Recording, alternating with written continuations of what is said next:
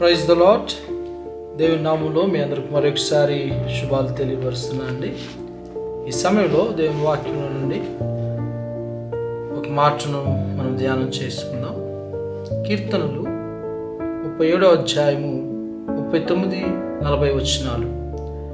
యెహోవాయే నీతిమంతులకు రక్షణాధారము, బాధ కలుగునప్పుడు ఆయనే వారికి ఆశ్రయదుర్గము. యెహోవా వారికి సహాయుడై వారిని రక్షించును. వారు యెహోవా శరణుజొచ్చి ఉన్నారు గనుక ఆయన భక్తిహీనుల చేతిలో నుండి వారిని విడిపించి రక్షించును. ప్రియ సహోదరి సహోదరులారా, ఇక్కడ చదివిన మాట భక్తుడు దావీదు రాస్తూ వస్తున్నాడు. ఈ మాట యొక్క అర్థం ఏమిటంటే, యెహోవాయే నీతిమంతులకు రక్షణాధారం. చూడండి, నీతిమంతులకు రక్షణ అవసరమై ఉన్నది.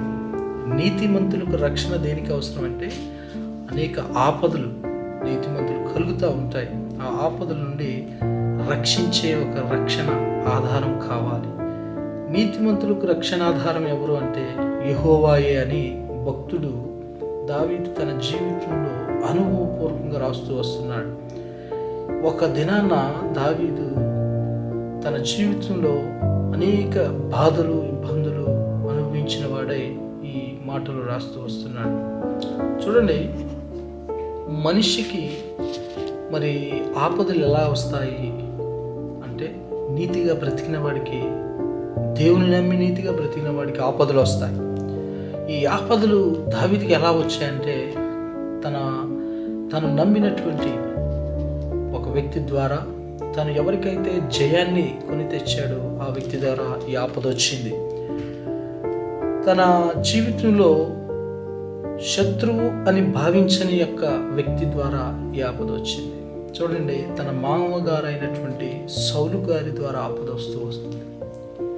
సౌలు గారు అసూయను వెంబడించాడు, దావీదు నీతిని వెంబడించాడు. దయచేసి మనం ఒకవేళ ఆ యొక్క ఘట్టాన్ని చూస్తే, 1 సమూయేలు 24వ అధ్యాయం 17వ వచనంలో ఒక పర్యాయము దావీదుతో ఇట్లా, నేను యెహోవా నన్ను నీ చేతికి అప్పగింపగా నన్ను చంపగా విడిచినందుకు ఈ దినమున నీవు నా ఉపకారము చేసిన వాడవై నా ఎడల నీకున్న ఉపకార బుద్ధిని వెల్లడి చేస్తేవి గనుక నీవు నాకంటే నీతిపరుడువు. చూడండి, సౌలు దావీదు గురించి మాట్లాడుతూ నువ్వు నాకంటే నీతిమంతుడవు అని చెప్తూ వస్తున్నాడు. ఎందుకంటే అసూయతో సౌలు దావీదును చంపటానికి చూస్తూ వచ్చాడు.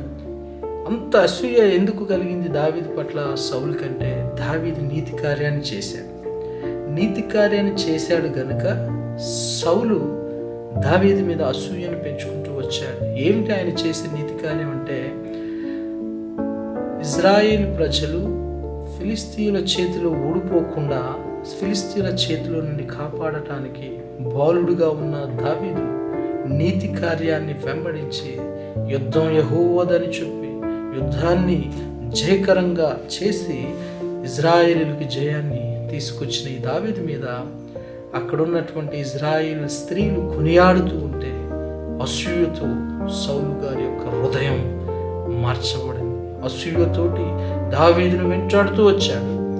దావీదు అయితే నీతిని ఎప్పుడు విడిచిపెట్టకుండా నీతిని వెంటాడుతూ నీతిని పట్టుకొని పారిపోతూ వచ్చాడు. ఆఖరికి సౌలు దావీదు చేతికి దొరికినప్పటికీ కూడా దావీదు గారు నీతి కార్యాన్ని పాటించాడు, కానీ ఏమాత్రము దుష్కార్యానికి తను మరి చేయి చాపలేదు. అందుకనే ఇక్కడ శత్రువే దావీదుతో అంటున్నాడు, నీ చేతికి నన్ను అప్పగించినప్పటికీ నన్ను చంపకుండా విడిచిపెట్టావు కదయా, ఈ కార్యాన్ని బట్టి నీవు నీతిమంతుడిగా తీర్చబడ్డావు అని చెబుతూ వస్తున్నాడు. అందుకనే దావీదు ఈ మాట రాస్తూ వచ్చాడు, యెహోవాయే నీతిమంతులకు రక్షణాధారము, బాధ కలుగునప్పుడు ఆయనే వారికి ఆశ్రయదుర్గము. చాలా బాధలో ఉన్నాడు దావీదు. బాధలో తరిమివేయబడుతూ నిట్టూర్పులు ఇడుస్తూ అంగలారుస్తూ అరణ్యంలోనికి వెళ్ళిపోయినప్పుడు కూడా దావీదు ఎవరిని మొరపెట్టాడంటే దేవుణ్ణి మొరపెట్టాడు. నీతిగా బ్రతికి దేవుని మొరపెట్టాడు కనుక దావీదుకి రక్షణాధారం ఎవరయ్యారండి? దేవుడయ్యాడు, యెహోవా అయ్యాడు. అనుభవంతో రాసినటువంటి మాట. ఆ కాలానికే కాదు, ఈ కాలానికి కూడా సరిపోయేటువంటి మాట. మనం నీతిని వెంబడించినప్పుడు మనల్ని తరిమేటువంటి పరిస్థితులు మన వెంట వస్తూ ఉంటాయి. మనము నీతిలో నడుస్తున్నప్పుడు మనం ఒక చోట నిలబడలేము. తరిమి వేయబడి ఒకానొక దినాన్న మన పరిస్థితి చాలా బాధాకరంగా అయినప్పటికీ నీతిని విడిచిపెట్టకపోతే దేవుడు ఘనమైన స్థితిలోనికి మనల్ని తీసుకెళ్తాడు. అసూయ చేత సౌలు మరణానికి అప్పగించబడ్డాడు. నీతి కార్యం చేత దావీదు పట్టాభిషిక్తుడయ్యాడు. ఈ యొక్క వాక్యం ద్వారా పాఠం ఏంటంటే, అసూయని మనం విడిచిపెట్టాలి, నీతిని వెంబడించాలి, నీతిని వెంటాడాలి, నీతి కార్యాలు మనం చేయాలి. అప్పుడు మన జీవితంలో ఒక దినాన ఉన్నత స్థితికి దేవుడే మనల్ని తీసుకెళ్తాడు. ప్రియ సహోదరి సహోదరులారా, మీకు ఒక ప్రశ్న. దేవుని నమ్ముకున్నటువంటి నీవు అసూయ చేత ఇంకా ఉన్నావా? సౌలుని జ్ఞాపకం చేసుకో. తన ఆఖరి స్థితి ఎలా ఉందో ఒకసారి గుర్తు చేసుకో. నీతిని వెంటాడుతున్నావా? దావీదు వలె నష్టపోతూ వస్తున్నావా? ఏం పర్లేదు, బాధపడకండి. ఒక దినాన దావీదుని దేవుడు పట్టాభిషేకం చేసినట్లు ఉన్నత స్థితిలోనికి నేను తీసుకువెళ్తాడు. అటువంటి నిరీక్షణ మీకు కలగాలని దేవుని నామం పేరట దేవుని అడుగుతూ వస్తున్నాను. చిన్న ప్రార్థన చేసుకుందాం. పరలోకమందున మా తండ్రి, ఈ సమయంలో ఇంతవరకు మీరు మాతో మాట్లాడిన దాన్ని బట్టి వందనాలు. అసూయ చేత సౌలు మరణానికి అప్పగించబడ్డాడు. నీతి కార్యాన్ని విడవక నీతిని అనుసరించిన దావీదు ఒక దినాన్న రాజుగా చేయబడ్డాడు. మా జీవితాల్లో కూడా ఎవరిని చూసి మత్సరపడకుండా, అసూయపడకుండా ఉండాలని మీరు మాతో మాట్లాడిన దాన్ని బట్టి వందనాలు. ఈ రీతిగా ఈ వాక్యాన్ని ఎవరైతే వింటున్నారో హృదయాన్ని కదిలించండి.